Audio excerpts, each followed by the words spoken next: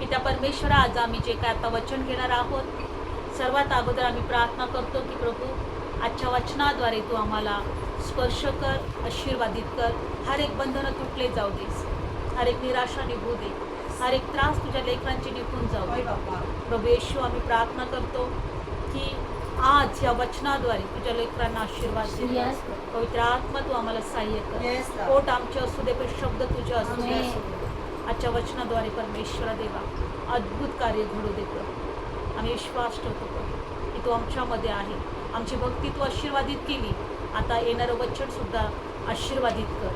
प्रभू येशूच्या नावात प्रार्थना करतो, आमेन. Praise Lord. तर आपण सर्वात महत्त्वाचं पहिल्यांदा आपण काढणार आहोत 1 योहान पहिला अध्यायमध्ये. आज जर आम्हाला बऱ्याचदा असं वाटतं की प्रभू येशू ख्रिस्त, कारण ज्यावेळेस आम्ही स्वतः प्रभू येशूवर विश्वास ठेवत नव्हतो तेव्हा आम्हाला सुद्धा असं वाटायचं की प्रभू येशू ख्रिस्त जो आहे तो ख्रिश्चन लोकांचा देव आहे आणि आम्हाला ख्रिश्चन लोकांच्या देवाला जायला किंवा विश्वास ठेवायला काही गरज नाही आहे असं वाटायचं, नाही का.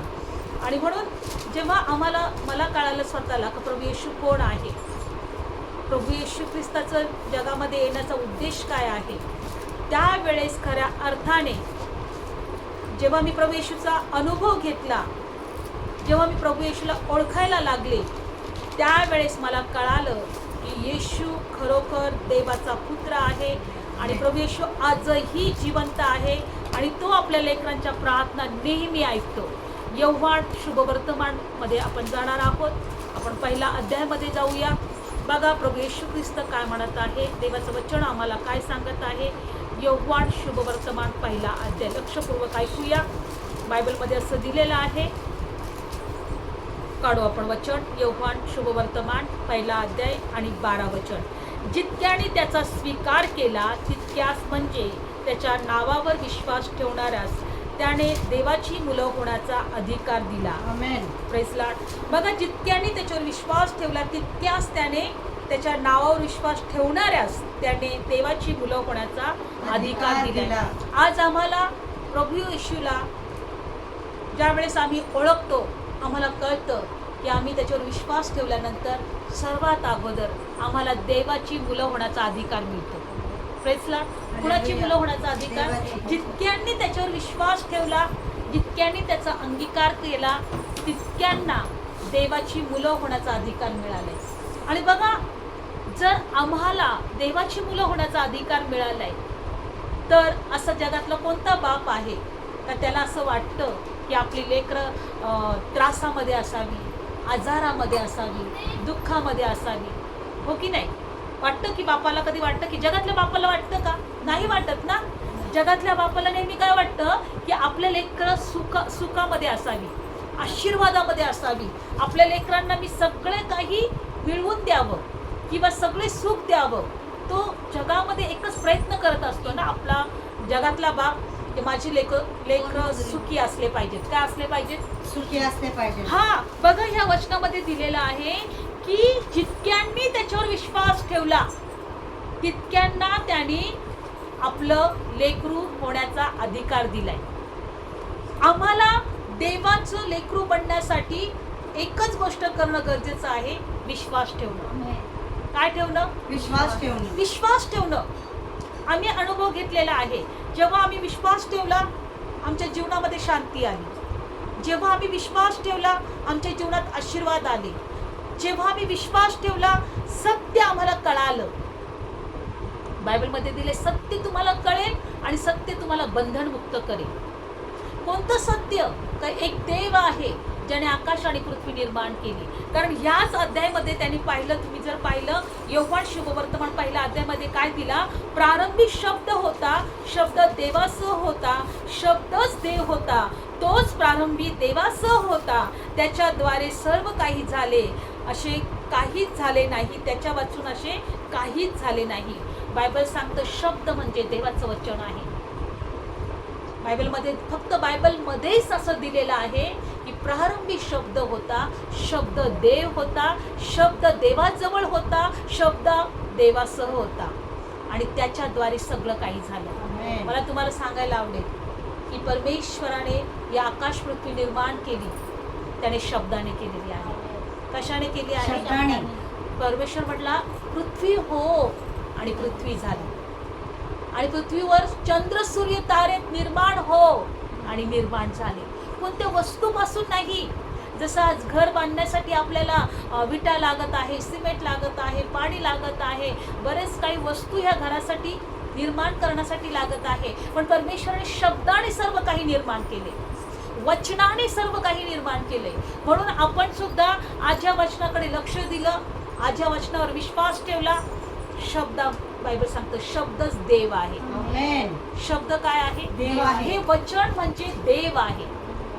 बायबल सांगतं की शब्द देव आहे. आणि म्हणून बायबलमध्ये दिलेलं आहे की शब्दाने देहरूप धारण केलं. काय धारण केलं? देहरूप. बायबल सांगतं शब्दाने देहरूप धारण केलं आणि त्याने आम्हामध्ये येऊन वस्ती केली.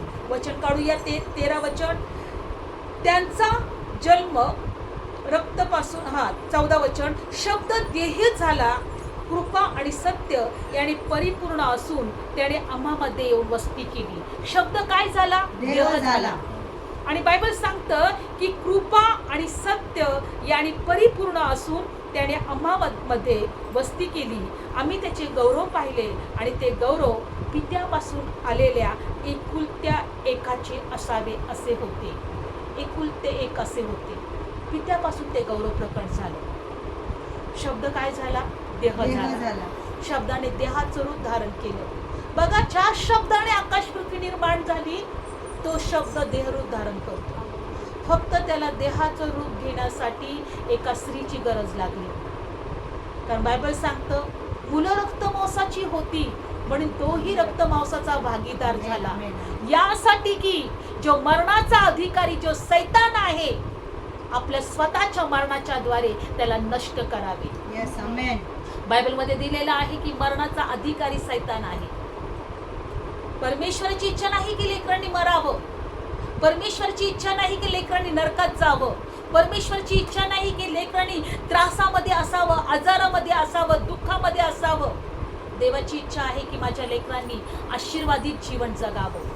पण बायबल सांगतं की मरणाचा अधिकारी जो सैतान आहे तो नेहमी परमेश्वराच्या लेकरांना त्रास देतो, बंधनात ठेवतो, अज्ञानात ठेवतो, आजारात ठेवतो, श्रापात ठेवतो. म्हणून वचनामध्ये दिले की तो शब्दाने देहरूप धारण केलं आणि आम्हामध्ये येऊन वस्ती केली. का वस्ती केली? की आम्हाला त्या सैतानाच्या बंधनातून सोडवण्यासाठी, आम्हाला त्या श्रापातून सोडवण्यासाठी. आणि बायबल सांगतं की तो त्याने स्वतः आमच्यासाठी तो श्रापित झाला. काय झालं? आमच्यासाठी श्रापित कारण झाला. आम्ही आशीर्वादित व्हावं. जर आम्ही ह्या गोष्टीवर विश्वास ठेवतोय की प्रभू येशू आमच्यासाठी श्रापित झालेला आहे तरच आम्ही आशीर्वादित होऊ येस, शकतो. आमेन. बघा, एक स्टोरी सांगते तुम्हाला की कसं प्रभू आमच्यावर प्रेम करतो आणि कशा प्रकारे प्रभूने आमचे श्राप स्वतःवर घेतले. एका दासाने ही स्टोरी सांगितली होती का दोघं, एक प्रेमिका असते आणि त्याचा एक प्रियकर असतो आणि एकदा त्याला फाशीची शिक्षा होते आणि पण त्याची काही चुकी नसते. तो चुकीच्या गुन्ह्यामध्ये अडकलेला असतो आणि दुसऱ्या दिवशी त्याला फाशीची शिक्षा होणार होती. पण फाशीची शिक्षा देताना त्या देशामध्ये एक पद्धत होती की ही घंटा जोपर्यंत वाजत नाही तोपर्यंत फाशी दिली जात नाही. ज्या सकाळच्या समयी किंवा पहाटेच्या समयी ती घंटा वाजवली जाईल तेव्हा ती फाशी होते. आणि त्या देशामध्ये तो रूल होता. आणि जी प्रेमिका त्याची होती, जी त्याच्यावर जीवापाड प्रेम करत होती, ती त्या घंटाच्या ठिकाणी जाते. ती घंटा, ती बेल लावलेली असते त्या ठिकाणी जाते आणि ती त्या घंट्याला पकडते. आणि ज्या वेळेस ती घंटा वाजवली जाते, बायबलमध्ये नाही पण ते स्टोरीमध्ये असं दिलंय की तो घंटा वाजवणारा जो असतो ना तो बहिरा असतो. त्याला माहीत नसतं की घंटा वाजेल म्हणून. पण त्या प्रियेशनी ती घंटा पकडलेली जाऊन तो ती घंटा पकडते. ॲटोमॅटिक त्या ठिकाणी पोचते. कशी पोचते माहीत नाही पण तिथं पोचते आणि ती घंटा ती पकडते. असा वाजू नये म्हणून त्या भिंतीला ती हात लावून ठरते. आणि बायबलमध्ये त्या स्टोरीमध्ये असं दिलंय की जेव्हा तो घंटा वाजवतात तेव्हा तिच्या हाताला आणि तिच्या शरीराला ती घंटा लागते आणि त्यामुळं तिचा आवाज येत नाही. आणि लोक त्या ठिकाणी त्याचा टायमिंग ठरलेला होता का या ठिकाणी ह्या टायमाला घंटा वाजेल आणि त्याला फाशी देण्यात येईल. पण ती प्रेयसी काय करते, ती घंटा धरून ठेवते आणि जेव्हा घंटा वाजते तेव्हा तिला लागत असतो पण ती घंटा वाजत नसते. तिला जखमा होत असतात पण ती घंटा वाजत नसते. आणि त्याच्यानंतर त्याचा टायमिंग जो असतो तो टळून जातो, त्याला फाशीचा टायमिंग. आणि मग त्याच्यामध्ये त्याच टायमाला फाशी देणं गरजेचं असतं. मग तो टायमिंग टळून जातो आणि त्याची फाशी वाजते. पण ह्या ठिकाणी मग चौकशी करण्यात येते की घंटा का वाजली नाही. असं तर कधीच झालं नाही आतापर्यंत. तेव्हा ती जी प्रेयसी असते ती रक्तबंबाळ होऊन ती खाली पडलेली असते. आणि मग त्या ठिकाणी चौकशी करण्यात येतं की ती घंटा का वाजली नाही. तेव्हा लोकांना कळतं का ती घंटा वाजू नये म्हणून ते जखमेचे घाव तिने स्वतःवर घेतलेले असतात. ती घंटा तिने धरलेली असते, तिने वाजलेली असते, जखमा तिने स्वतःवर घेतलेल्या असतात. आणि मग त्याचं मरण असतं किंवा त्याची फाशी टळली जाते. त्यांना तेव्हा कळतं. मग तेव्हा ती प्रेयसी म्हटली की तुम्ही अजूनही याची पूर्ण इन्क्वायरी करा, चौकशी करा, हा निर्दोष आहे. आणि त्यावेळेस अजून तो जो न्यायाधीश असतो त्याने पुन्हा एकदा त्याची इन्क्वायरी करायला सुरुवात केली आणि त्याचं मरण टळलं, त्याला जीवन मिळालं. का मिळालं? कारण त्याच्या प्रेयसीने स्वतःचा प्राण देऊन सुद्धा त्यांनी तिचा प्राण वाचवला किंवा त्याचं प्राण देण्या इतपत तिने स्वतःवर जखमा घेतल्या आणि आपल्या प्रियकराचा प्राण तिने वाचवला. आज देवाने ह्या ठिकाणी आपल्या प्रिय पुत्राला जगामध्ये पाठवला. जर आम्ही त्याला वधस्तंभावर पाहिलं तर त्याला जखमा होत्या, त्याच्या डोक्यावर काट्याचा मुकुट होता, त्याच्या हातापायांना खिळे ठोकण्यात आले होते. जेव्हा आम्ही पाहतो बायबलमध्ये दिलेलं आहे की त्याने आमचं मरण स्वतःवर घेतलं, आमच्या जखमा त्याने स्वतःवर घेतल्या, आमचे श्राप त्याने स्वतःवर घेतले. आणि म्हणून गलतीकारासपत्रामध्ये 3 अध्यायामध्ये दिले की त्याने आमचे श्राप स्वतःवर घेतले म्हणून आम्ही आशीर्वादित आहोत. काढूया आपण वचन गलतीकारासपत्र, कारण आम्हाला समजणं गरजेचं आहे.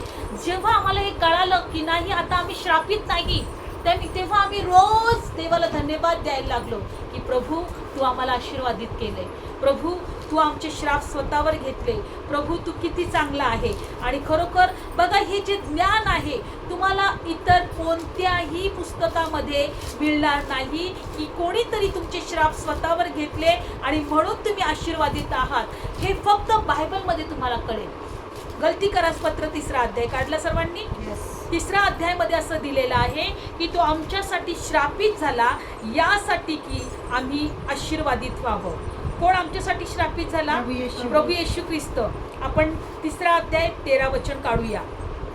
बायबलमध्ये दिलेलं आहे, ख्रिस्ताने आपणाकरता शापग्रस्त होऊन आपणाला नियमशास्त्राच्या श्रापापासून खंडणी देऊन सोडवले आणि जो कोणी झाडावर टांगलेला आहे तो श्रापित आहे असा शास्त्रलेख आहे. बघा ख्रिस्ताने आमच्या ठिकाणी शापग्रस्त होऊन आम्हाला नियमशास्त्राच्या श्रापातून किंवा त्या बंधनातून सोडवलेलं आहे. नियमशास्त्राची आज्ञा काय सांगते? जो कोणी नियम पाळत नाही, जो कोणी आज्ञा पाळत नाही तो श्रापित आहे, तो मरणास योग्य आहे. पण ख्रिस्ताने आमच्या ठिकाणी शापपात्र होऊन त्याने आम्हाला नियमशास्त्राच्या श्रापातून सोडवलेलं आहे. आज जगामध्ये त्रास का आहेत? आज जगामध्ये आजार का आहेत? आज जगामध्ये दुखणं का आहे? जगामध्ये संकट का आहेत? जगामध्ये लोक का त्यांना वाटतं ज्यावेळेस ते त्रासात असतात बापरे मला अशी इच्छा आहे की आम्ही आत्महत्या करावी. आज जगामध्ये कितीतरी लोक आत्महत्या करत आहेत. कितीतरी लोकांना अशी इच्छा होते की नाही जगण्यापेक्षा मेलेलं बरं, कारण त्यांच्या डोक्यावर श्राप व श्रापाची तलवार टांगलेली असते, त्यांचं जीवन श्रापित झालेलं असतं. आणि म्हणून बायबलमध्ये दिलेलं आहे आज त्यांचे श्राप दूर करण्यासाठी परमेश्वराने आपल्या प्रिय पुत्राला जगात पाठवलं. त्यांचे श्राप कोणीतरी घेण्यासाठी परमेश्वराने येशू ख्रिस्ताला जगामध्ये पाठवलं. तुम्ही कधी कुठं ऐकले का कोणी कुणाचे श्राप स्वतःवर घेतले? पण वचनामध्ये फक्त दिलेला आहे तो आमच्या ठिकाणी शापपात्र झाला, श्रापित झाला यासाठी की आम्ही आशीर्वादित व्हावं. Yes. आणि आम्ही नियमशास्त्राच्या द्वारे खंडणी देऊन त्याने आम्हाला सोडवलं, आम्हाला सुटका मिळावी. बघा, फक्त आमचा विश्वास पाहिजे. जितक्याने त्याच्यावर विश्वास ठेवला तितक्यांना देवाची लेकरं होण्याचा अधिकार दिला. तो आमच्यासाठी देहरूप धारण करून आला यासाठी की आम्हाला आशीर्वाद मिळावे. जेव्हा आम्ही हा विश्वास ठेवतो की आमचे श्राप प्रभू येशू ख्रिस्ताने स्वतःवर घेतले, तेव्हा आम्ही आशीर्वादित होतो. Amen. Amen. प्रभू येशू ख्रिस्ताने आम्हाला नियमशास्त्राच्या श्रापातून सोडवलेलं आहे.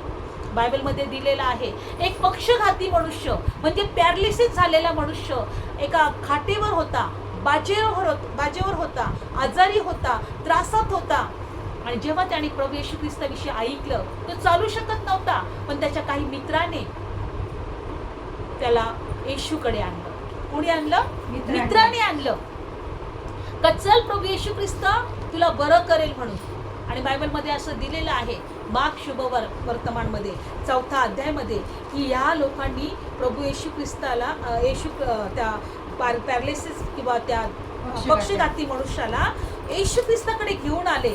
पण येशूकडे आल्यानंतर बायबलमध्ये दिलेलं आहे की पहिल्यांदा काय घडलं आपण पाहूया. आज आपल्याला हे कळायला पाहिजे की प्रभू येशू ख्रिस्त आम्हाला बरं करणार आहे. आमचे श्राप त्याने दूर केलेले आहे, आमचे आजार तो बरं करणार आहे. आणि म्हणून जेव्हा आम्हाला कळतं, बायबलमध्ये दिलेलं आहे की त्याप्रमाणे आमचा सुद्धा आजार बरा होतो, आमचे बंधनं तुटले जातात, आमचे त्रास निघून जातात, आमच्या जीवनामध्ये जी काही अडीअडचणी असतील ती निघून जाते. आम्हाला कळायला पाहिजे की आम्हाला सुद्धा परमेश्वराने मोकळीकता दिलेली आहे. आपण मार्क शुभ वर्तमानामध्ये जाऊया, 2 अध्याय. काही दिवसांनी तो पुन्हा कफरनहूमात आला आणि तो घरी आहे असे लोकांच्या ऐकण्यात आले. तेव्हा इतके लोक जमले की दाराच्या आजूबाजूला देखील त्यांना जागा होईना. मग त्याने त्या संदेश दिला. काय दिला? संदेश. एका ठिकाणी येशू ख्रिस्त त्या ठिकाणी आला होता आणि लोकांनी ते ऐकलं. आणि जेव्हा त्यांनी ऐकलं तेव्हा त्या घरामध्ये खूप सारी गर्दी झाली. काय झाली? येशू कुठं होता? घरामध्ये. आणि खूप सारी काय झाली? गर्दी झाली. कारण त्यांनी ऐकलं का येशू या ठिकाणी आलेला आहे. आणि पुढं काय झालं की त्यांनी संदेश दिला किंवा त्यांनी देवाचं वचन सांगितलं, मी तुमच्याकडे का आलेलो आहे, मला परमेश्वराने का जगामध्ये पाठवलेलं आहे. अशा प्रकारे त्यांनी संदेश दिला. आणि पुढे काय झालं बघा, मग त्याचकडे एका पक्षघाती मनुष्याला लोक घेऊन आले आणि त्यास दोघांनी उचलून आणले आणि त्यांना दाटीमुळे त्यांच्याजवळ जावे ना म्हणून त्यांनी तो जेथे होता तेथले छप्पर उतरून काढले आणि वाट करून तिथून ज्या बाजेवर पक्षघाती निजला होता ती त्याने खाली सोडली. बायबल सांगतो इतकी गर्दी त्या ठिकाणी होती. लोक स्वतःला बरे करून घ्यायला आले होते, लोक देवाचा संदेश ऐकायला आले होते. आणि बायबलमध्ये दिले की या 4 लोकांनी त्या आपल्या मित्राने त्या पक्षघाती मनुष्याला त्या प्रभू येशू ख्रिस्ताकडे घेऊन आले होते. पण दाटीमुळे त्यांना जाता येईना. मग ते छपरावर चढले. त्याने छप्पर बाजूला काढला. पहिले कौलं असायचे, पहिले पत्र असायचे किंवा काही अजून काही ते काढण्यासारखं असेल, त्याने बाजूला काढला आणि ती खाट किंवा ती बाज प्रभू येशू ख्रिस्ताच्या समोर सोडली.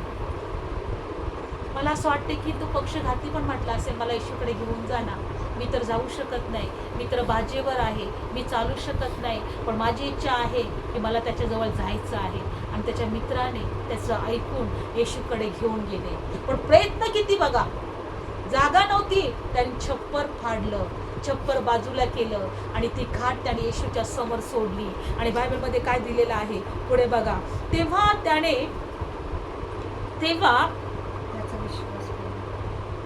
एक मिनिट बाजूला गेलं ते. आणि मग 5वं वचन, येशूने त्यांचा विश्वास पाहून पक्षघाती मनुष्याला म्हटले, मुला तुझ्या पापांची क्षमा झाली आहे. काय झाली आहे? आता तो बरं करण्यासाठी आला का क्षमा मागण्यासाठी आला का क्षमा स्वीकारण्यासाठी आला? बरं होण्यासाठी. पण येशू या ठिकाणी काय म्हणतोय की मुला तुझ्या पापांची क्षमा झाली आहे. सगळ्यात महत्वाची गोष्ट काय माहिती का, इथं आज जगामध्ये असं कोणीही स्वतःला समजत नाही का मी पापी. समजतं का? नाही, कधीच नाही. पण आम्ही ज्या वेळेस प्रभू येशूला ओळखलं ना, तेव्हा आम्हाला लक्षात आलं, अरे खरंच आम्ही पापी आहोत. काय आहोत आम्ही? पापी आहोत. आणि आम्हाला क्षमेची गरज आहे. आज जर जगामध्ये तुम्हाला जर म्हटलं सिस्टर खूप पापी आहेत तुम्ही, तुम्हाला राग येईल की नाही? काय मला पापी म्हणताय? माझ्यासारखं तर कोणीच नाही.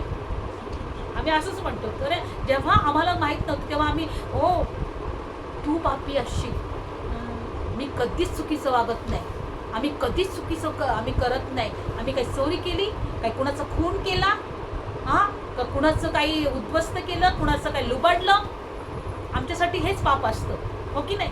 पण पाप जेव्हा कळतं, जेव्हा आम्हाला येशू कळतो. एखाद्याचा राग करणं, द्वेष करणं, मत्सर करणं, हेवा करणं, निंदा करणं, दोष लावणं, हे सुद्धा पाप आहे. बायबल आम्हाला सांगतो. आणि बायबल सांगतं की मनुष्य त्याचा आत्मा त्यामुळं अशुद्ध होतो जेव्हा त्याच्या अंतःकरणातून चुकीच्या आणि वाईट गोष्टी निघतात. राग, द्वेष, मत्सर, वाईट विचार याने आमचा आत्मा विटाळतो, अशुद्ध होतो, म्हणजे मनुष्य पापी होतो. आणि बायबल सांगतं की जेव्हा हा पक्षघाती मनुष्य प्रभू येशू ख्रिस्ताकडे आला, येशू त्याला पहिल्यांदा काय म्हटला? मुला तुझ्या पापांची क्षमा झाली आहे. आणि बायबलमध्ये काय झालं लिहिलं बघा पुढं काय झालं. आणि मग तेव्हा कित्येक शास्त्री तिथे बसले होते, ते आपल्या मनात असा विचार करीत होते की या प्रकारे हा का बोलतो, हा दुर्भाषण करतोय, एका वाचून म्हणजे देवा वाचून कुणाच्याही पापाची क्षमा करवते का? ते आपणास असा विचार करीत आहे. येशूने आपल्या आत्म्यात तात्काळ ओळखून त्यास म्हटले, तुम्ही आपल्या मनात हे विचार का करता? कुणालाही साहजिकच असा विचार येईल. तिथं शास्त्री लोक म्हणजे शास्त्र जाणणारे लोक तिथं बसले होते. आणि जेव्हा प्रभू येशूने हे म्हटलं की मुला तुझ्या पापांची क्षमा झाली आहे, त्यांच्या मनात म्हटलं, हे कोण आहे तुम्हाला माहिती आहे? तुला कसं काय अधिकार येतो? एक देव आहे, देवा वाचून कुणाला अधिकार नाही. आणि ते मनात म्हणत होते. आमच्या मनात आम्ही बऱ्याचशा गोष्टी चालत असतात बरं का? आणि मग पण प्रभू येशूने हे सगळं ओळखलं, त्यांच्या मनात काय चाललंय. कोणी ओळखलं हे? येशूने. बायबल सांगतं येशूने त्याच्या आत्म्यात ही गोष्ट ओळखली. आणि बघा पुढं काय, तुझ्या पापांची प्रभू येशू त्यांना काय म्हटला? तुझ्या पापांची क्षमा झाली आहे अशी पक्षघाती मनुष्याला म्हणणे किंवा उठ आपली बाज उचलून चालू लाग असे म्हणणे यातून कोणते सोपे? येशूने जेव्हा ओळखलं की यांच्या मनात काय चाललं आहे, त्यांच्या मनात चाललं होतं, अरे तू कोण आहेस? तू कसं कोणाच्या पापांची क्षमा करू शकतो? तू सुद्धा एक मनुष्य आहे. पण प्रभू येशूने जेव्हा त्याच्या मनात ओळखलं की यांच्या मनामध्ये काय चाललेलं आहे, तेव्हा येशूने त्यांना प्रश्न केला. मला सांगा, मुला उठ आणि आपली बाज उचलून घरी घेऊन जा, हे म्हणणं सोपं आहे की मुला तुझ्या पापांची क्षमा झाली आहे हे म्हणणं सोपं आहे? किंवा ह्या दोघातून कोणतं सोपं आहे? मी याला बरं करेल ही गोष्ट सोपी आहे की पापांची क्षमा तुझ्यात झाली आहे ही सोपी आहे? सांग बरं, कोणती दोघातून सोपी आहे? जर मी ह्या पक्षघाती मनुष्याला म्हणतो उठ जा आपली बाज उचलून घेऊन घरी, ही सुद्धा कठीण आहे ना? पण बायबलमध्ये दिले प्रभू येशू ख्रिस्तांनी त्यांना हा प्रश्न केला. आणि म्हणून पुढे त्यांनी काय उत्तर दिला बघा. आपण काढू येत्या वचनात पुढे काय झालंय, कारण आपल्याला कळेल का येशू ख्रिस्त कसे आम्हाला श्रापातून मोकळीकता देत आहे. पुढं बघा. आणि मग त्याला काय म्हटलं बघा, 11 वचन प्रभू येशू काय म्हणत आहे. 10 मनुष्याच्या पुत्राला पृथ्वीवर पापांची क्षमा करावयास अधिकार आहे हे तुम्हा समजावे म्हणून तो पक्षघाती मनुष्याला म्हणतो का मी तुला सांगतो उठ आपली बाज उचलून घरी घेऊन जा. आणि बघा येशू म्हटला, मी यासाठी तुम्हाला सांगत आहे, मी यासाठी ह्या मनुष्याला बोलत आहे की तुझ्या पापांची क्षमा झाली आहे, कारण तुम्हाला सर्वांना कळावं की मनुष्याच्या पुत्राला किंवा येशू मी जो आहे मला या जगामध्ये पापांची क्षमा करण्याचा अधिकार आहे हे तुम्हाला कळावं म्हणून मी ह्या मनुष्याला, या पक्षघाती मनुष्याला सांगत आहे काय की मुला तुझ्या पापांची क्षमा झाली आहे. बघा ती लोक गप्प राहिले. जेव्हा येशूने त्यांना प्रश्न केला की कोणती गोष्ट सोपी आहे, तुझ्या पापांची क्षमा झाली आहे हे सोपी आहे किंवा उठ आणि आपली बाज उचलून घरी घेऊन जा, तू बरा झाला आहेस, हे म्हणणं सोपं आहे. पण ते लोक शांत राहिले, कारण दोघीही गोष्टी सोपी नव्हती, दोन्हीही गोष्ट सोपी नव्हती. तेव्हा येशू म्हटला, माझी इच्छा आहे की तुम्हाला कळावं का कुणाला तरी पापांची क्षमा करण्याचा अधिकार आहे.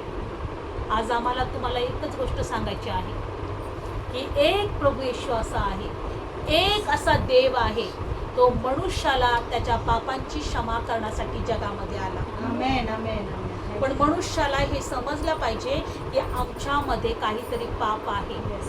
आणि त्या पापामुळं आमचा आत्मा मरण पावत आहे किंवा आमच्या आत्म्याचा नाश होत आहे. बघा, शरीराचा नाश होणं किंवा शरीराला मरण येणं हे शेवटचं मरण नाहीये.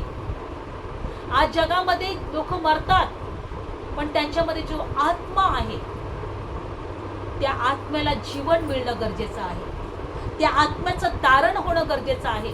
म्हणून काढणार नाही, पण बायबल सांगतं योहान शुभवर्तमान 3 अध्याय, परमेश्वराने जगावर एवढं प्रेम केलं का त्याने आपला एकुलता एक पुत्र या जगामध्ये पाठवला. जो कोणी त्याच्यावर विश्वास ठेवील त्याचा नाश होणार नाही, तर त्याला सार्वकालिकाचं जीवन मिळेल. आमेन, आमेन. नाश होणार नाही म्हणजे आत्म्याचा नाश होणार नाही. आणि जो कोणी त्याच्यावर विश्वास ठेवतो आणि आपल्या पापांची क्षमा मागतो त्याला सार्वकालिकाचं जीवन आहे. त्याला आरोग्यच नाही तर सार्वकालिकाचं जीवन आहे. आज जगामध्ये लोकांना आम्हाला ते सांगायचं आहे का एक देव आहे, त्याला पापांची क्षमा आहे, त्याच्याजवळ पापांची क्षमा आहे. का क्षमा आहे? कारण तुमची शिक्षा त्याने स्वतःवर घेतलेली आहे, तुमचे श्राप त्याने स्वतःवर घेतले आहे, तुमच्या पापांची शिक्षा त्याने स्वतःवर घेतली आहे. म्हणून त्याला तो अधिकार आहे की तुमच्या आणि आमच्या सर्वांच्या पापांची क्षमा तो करू शकतो आणि तो अधिकार त्याला दिलेला आहे. येशू म्हटला की मी तुम्हाला यासाठी ही गोष्ट बोलून दाखवली की मनुष्याच्या पुत्राला किंवा मला तुमच्या पापांची क्षमा करण्याचा अधिकार आहे. म्हणून पहिल्यांदा मी तुम्हाला सांगितलं, त्या पक्षघाती मनुष्याला सांगितलं की मुला तुझ्या पापांची क्षमा झाली आहे. मग विचार करा, जो आमच्या पापांची क्षमा करतो आणि आमच्या आत्म्याचा नाश होत नाही, तो किती महान आहे. ज्याच्यामुळे आमच्या पापांची क्षमा होते तो किती महान आहे. बघा, जगामध्ये जेव्हा मला कळालं का येशूद्वारे पापांची क्षमा होते आणि त्यामुळे आमच्या आत्म्याचा नाश होत नाही, आम्ही जो मरणाचा अधिकारी जो सैतान आहे, जो आमचा नाश करण्यासाठी टपलेला आहे. कारण योहान 10 आणि 10 अध्यायामध्ये दिलेला आहे की चोर येतो चोरी, घात आणि नाश करण्यासाठी, पण येशू म्हटला का मी आलोय तुम्हाला जीवन, सार्वकालिकाचं जीवन देण्यासाठी. आणि सार्वकालिकाचं जीवन येशूकडे का आहे? कारण त्याला पापांची क्षमा करण्याचा अधिकार आहे. आमच्या आत्म्याचा नाश त्यामुळं होत नाही. आमचा आत्म्याचा नाश कधी होतो? जेव्हा आमच्या आत्म्यामध्ये एक पापी असं लिहिलं जातं. काय लिहिलं जातं? पापी आहे. पण जेव्हा क्षमा मिळते तेव्हा आमच्या आत्म्यात क्षमा, याच्या पापांची क्षमा झालेली आहे. प्रभू म्हणतो की मी तुझ्या हृदयातले पाप पुसून टाकीन आणि मी तुला नीतिमान ठरवे. काय ठरवे? नीतिमान, धार्मिक. आमच्या अपराधांची क्षमा जेव्हा होते तेव्हा आम्ही नीतिमान ठरले जातो. काय ठरले जातो? नीतिमान ठरले जातो. खूप अद्भुत आहे हो बायबलमध्ये. तुम्हाला खरं सांगू का, खूप आपण आम्ही आनंदाने स्तुती आराधना करतो. का आम्ही देवाची लेकरं होण्याचा आम्हाला अधिकार मिळाला. देव जर नीतिमान आहे तर आम्ही पण नीतिमान ठरलो. देवाचा स्वभाव आमच्यामध्ये येतो. देवाची संपत्तीचा वारसदार आम्ही होतो. कोणती संपत्ती? देव नीतिमान आहे. देव स्वर्गाचा राजा आहे आणि आम्ही देवाची लेकरं असल्यामुळे आम्ही त्या राज्याचे वारसदार होतो. बापाचा वारसदार लेकरूच असतो ना, मग आम्ही त्या देवाच्या राज्याचे काय होतो? वारसदार होतो. बायबल सांगतं पापांची क्षमा होणं गरजेचं आहे. म्हणून पुढे वचनात काय दिलेलं आहे? जेव्हा त्या मनुष्याला पापांची क्षमा प्राप्त झाली तेव्हा त्याला आरोग्य मिळालं. काय मिळालं? आरोग्य मिळालं. बघा पुढच्या वचनामध्ये. आणि मग येशू काय म्हटलं? 11 वचन, मी तुला सांगतो उठ आणि आपली बाज उचलून घेऊन घरी जा. मग तो उठला आणि लागलाच आपली बाज उचलून सर्वांच्या देखता, यावरून तो सर्व देखता निघाला. बघा तो काही वचनात दिलंय, मग तो आपली बाज उचलून सर्वांच्या देखता निघाला. यावरून सर्व थक्क झाले आणि देवाचे गौरव करीत म्हणाले, आम्ही असे कधी पाहिले नाही. ज्या वेळेस त्याला त्याच्या पापांची क्षमा झाली तेव्हा त्याला आरोग्य मिळालं. काय मिळालं? आरोग्य मिळालं. म्हणून आज एकच गोष्ट आम्हाला लक्षात ठेवणं गरजेचं आहे. जो कोणी विश्वास ठेवतो त्याला देवाचं लेकरू होण्याचा अधिकार मिळतो. आणि जो देवाचं लेकरू होतो त्याला सर्व पापांची क्षमा मिळते. आणि ज्याला क्षमा मिळते त्याला आरोग्य मिळतं. ज्याला क्षमा मिळते त्याला आशीर्वाद मिळतात. ज्याला क्षमा मिळते तो त्याच्या जीवनात शांती येते.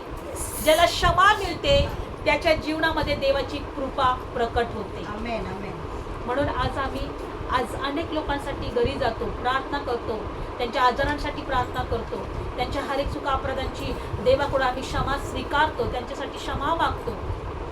आणि मग त्यांच्या जेव्हा अपराधांची क्षमा होते त्यावेळेस खरे त्यांना आशीर्वाद मिळतात, त्यांच्या आत्म्याचं तारण होतं. म्हणून मी सुरुवातीला म्हटलं, जगामध्ये कोणत्याही बापाला वाटत नाही आपली लेकरं आजारी असावी, आपली लेकरं दुःखामध्ये असावी, आपली लेकरं श्रापात असावी, आपली लेकरं त्रासात असावी. म्हणून परमेश्वराने आपल्या प्रिय पुत्राला जगामध्ये पाठवला यासाठी की आम्ही आशीर्वादित व्हावं. आणि येशूच्या द्वारे आमचे सर्व श्राप निघून गेलेले आहेत, आमचे पापांची क्षमा झालेली आहे. हा विश्वास पाहिजे. आज जर आम्हाला हा विश्वास आला की होय, मला एका क्षमेची गरज आहे, मला माझे श्राप दूर करण्याची गरज आहे, तर नक्कीच आमच्या जीवनामध्ये देवाचे आशीर्वाद मोकळे होतील आणि आमचे श्राप निघून जातील, आमचे बंधनं तुटले जातील आणि देवाचं सार्वकालिकाचं जीवन, कधी न संपणारं जीवन. कारण देवाचं वचन याच्यामध्ये असं दिलेलं आहे, तुम्ही मेला तरी जिवंत राहा. आमेन. आत्म्यामध्ये. कशामध्ये? आत्म्यामध्ये. आत्म्यामध्ये. आज आम्ही आमच्या शरीराला काय पाहिजे ते आम्ही बघतो. खायला पाहिजे, राहायला चांगलं घर पाहिजे, हो की नाही, झोपायला पाहिजे, ऐश आराम पाहिजे, सुख शांती पाहिजे. पण आमच्यामध्ये एक आत्मा आहे. आत्मिक जीवन काय आहे, आत्म्याच्या गोष्टी काय आहेत, आत्म्याचं तारण कसं होणार आहे, या गोष्टी आम्ही दुर्लक्ष करतो. पण जोपर्यंत शरीर जिवंत आहे तोपर्यंतच आम्हाला आत्मिक गोष्टी शोधल्या पाहिजेत. कारण त्या बायबल सांगतं, जेव्हा शरीर संपतं तेव्हा आत्मिक गोष्टी सुरू होत्या. आणि जर ह्या शरीरामध्ये असताना जर आम्ही आत्मिक गोष्टीकडे लक्ष लावलं नाही तर शारीरिक गोष्टी, म्हणून बायबल सांगतं, मनुष्याने सगळं जग मिळवलं पण आत्मा गमावला तर त्याला काय लाभ होईल. आत्मा कधी आम्हाला मिळवून घेऊ आम्ही, जेव्हा देवाकडून क्षमा मिळवून घेऊ, देवाकडून जीवन आम्ही मिळवून घेऊ, देवाच्या द्वारे आम्ही नीतिमान ठरले जाऊ. कारण येशूच्या रक्ताच्या द्वारे सर्वांच्या अपराधांची क्षमा झालेली आहे. बायबलमध्ये दिलेलं आहे, आता काढणार नाही. कलसेकारपत्र 1 अध्याय 13 वचनामध्ये येशूच्या रक्ताच्या द्वारे आम्हाला पापांची क्षमा झाली आणि आमचे पाप धुतले गेले. तर आपण या गोष्टीवर फक्त विश्वास ठेवला पाहिजे. आपण डोळे बंद करूया आणि माझ्या मागे प्रार्थना म्हणा. विश्वास ठेवा, आमच्या अपराधांची क्षमा होणं गरजेचं आहे, कारण क्षमेच्या द्वारे आम्हाला आशीर्वाद आहे. म्हणा, प्रभू येशू, आम्ही तुझ्यावर विश्वास ठेवतो. प्रभू येशू, माझ्या पापांची क्षमा कर. तुझ्या पवित्र रक्ताने मला शुद्ध कर. प्रभू येशू, मी विश्वास ठेवतो तू माझ्या पापांसाठी मरणाच्या हाती दिला गेला, मला नीतिमान ठरवण्यासाठी तिसऱ्या दिवशी पुन्हा जिवंत झाला. प्रभू येशू, मी विश्वास ठेवते की तू देवाचा पुत्र आहे. प्रभू येशू, मी पश्चाताप करते, माझ्या पापांची क्षमा कर. प्रभू येशू, माझ्या जीवनात ये, माझ्या हृदयात ये, माझ्या घरात ये. प्रभू येशू, मी तुला माझा वैयक्तिक तारणारा म्हणून स्वीकारते. आमेन. आपण डोळे बंद ठेवूया. मी तुमच्यासाठी प्रार्थना करते. प्रभू, जितक्याने तुझ्यावर विश्वास ठेवला, जितक्याने तुझा अंगीकार केला, तितक्यांना तू आपलं लेकरू होण्याचा अधिकार दिलाय आणि जे कोणी तुझा लेकरू आहे ते स्वर्गाच्या राज्याचे वारसदार आहे. Amen, amen. प्रभू तू आमच्यासाठी प्रभू श्रापित झाला, Yes, God. शाप पात्र झाला आणि नियमशास्त्राच्या श्रापातून खंडणी देऊन तुझ्या लेकरांना तू सोडवलं. धन्यवाद. आज त्यांना मोकळीकता मिळू दे. Yes, God. आज त्यांच्या घरात शांती असू दे. Yes, God. आज त्यांच्या जीवनातले त्रास निघून जाऊ दे. Yes, Lord. आज त्यांचे बंधनं तुटले जाऊ दे. Yes, Lord. आज त्यांचे पिढ्यांचे श्राप प्रभू येशूच्या नावामधून आम्ही नाश करतो. प्रभू येशूच्या नावामध्ये आम्ही ते नाश करतो. प्रभू प्रत्येकाच्या जीवनातले श्राप येशूच्या नावात आम्ही नाश नाश करतो. करतो. यांच्या विरोधात असणारी अंधकारची शक्ती, Yes. मरणाचा अधिकारी जो Yes, सैतान, yes. याच्या युक्त्या आणि योजना आम्ही येशूच्या नावात आम्ही नाश करतो. प्रभू तुझ्या लेकरांना मोकळीकता दे. Yes. प्रभू हर एक आजार बरा केला जाऊ दे. Amen. तुझी क्षमा यांच्या जीवनात आम्ही स्वीकार करतो. प्रभू येशूच्या नावामध्ये आम्ही विश्वास ठेवतो तू बरं करत आहे. धन्यवाद. आम्ही विश्वास ठेवतो तू आरोग्य देत आहे. धन्यवाद. आम्ही विश्वास ठेवतो की तुझ्या लेकरांना तुझी शांती मिळत आहे. Yes, amen. धन्यवाद येशू, धन्यवाद देवा. रोज तुझ्या कृपेत ठेव देवा. येशू आम्हाला माहीत आहे की आम्हाला तू घ्यायला परत येणार आहे Yes, yes. आणि जिथं तू आहे तिथे आम्ही राहणार तुम्ही आहोत. माझ्या देवा. प्रभू आमच्या आत्म्याचा देवबाप्पा तू तारण केलेला आहे. धन्यवाद. आम्हाला तू वाचवलेला आहे. Thank you, Jesus. आम्हाला देवबाप्पा तू क्षमा दिलेली आहे. Thank you, Lord. धन्यवाद देतो देव. आज तुझ्या ह्या लेकरानं तू एकत्र केलं प्रभू. आज परमेश्वर त्यांनी तुझं वचन ऐकलं. Yes, Lord. आज देवबाप्पा जी क्षमा तू दिलेली आहे Yes. ती त्यांनी प्राप्त केलेली Amen, आहे. बाप्पा. आजपासून प्रभू त्यांचं जीवन नवीन कर. Amen. त्यांचं जीवन बदल प्रभू. Yes, Lord. आशीर्वादित कर. Yes. बरकत दे. Yes. कोणत्या गोष्टीची कमतरता पडू देऊ नको. Yes, yes. त्यांची हर एक स्वप्न आणि इच्छा पूर्ण पूर्ण कर. कर. दीर्घ आयुष्याने त्यांना तृप्त कर प्रभू. Yes, amen. आणि तुझ्या लेकरांद्वारे तुझं गौरव होऊ दे. प्रभू येशूच्याच नावात ही प्रार्थना करतो. आमेन, आमेन, आमेन. धन्यवाद.